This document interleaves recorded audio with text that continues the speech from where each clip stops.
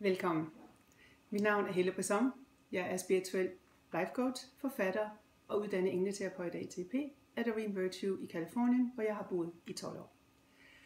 I sommer udviklede jeg i samarbejde med min rigtig gode veninde og kunstneren Grete Gadegaard Hansen et helt nyt sæt englekort, vi kalder Ildengle meditationskort.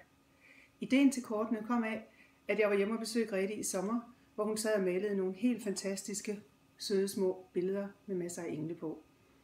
Grete havde fået en vision, eller måske var det en besked fra hendes engle, at hun skulle male meditationsenglebilleder.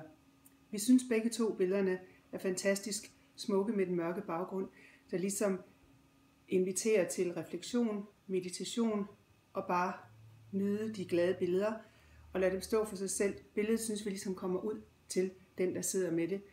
Og der er ikke nogen forstyrrelser med tekst på billedet, eller man skal ikke hen og slå op i en bog for at se, hvad billedet rent faktisk har at sige den dag.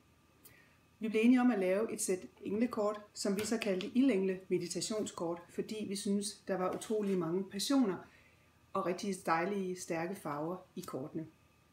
Hvordan man bruger kortene er lidt op til den enkelte, men vi har foretrukket at sprede dem ud i en cirkel og tage et kort vilkårligt fra bunken, eller det kort, der tiltrækker den dag. Man sidder med kortet i stille refleksion og siger til sig selv, hvad får jeg i dag? Hvor er jeg henne lige nu?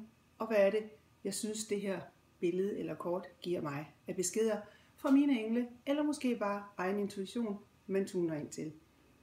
Når man har siddet et stykke tid, kan man så sige til sig selv, nu har jeg fået, hvad jeg kunne få af det her billede, eller måske har man ikke så meget tid til at sidde så længe, så kan man bare vende kortet og se, hvad for nogle beskeder jeg fik den dag, jeg kanaliserede beskederne på alle de originale billeder fra englene og min intuition.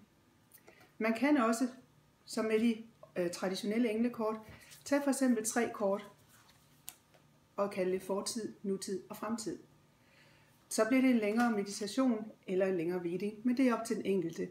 Man kan lege med dem, som man synes. Nogle mennesker tager bare et enkelt kort om morgenen, inden de skal på arbejde, og siger, jeg har lige lyst til at se, hvad der var af glade beskeder til mig nu. Lidt opløftende beskeder, inden jeg går på arbejde.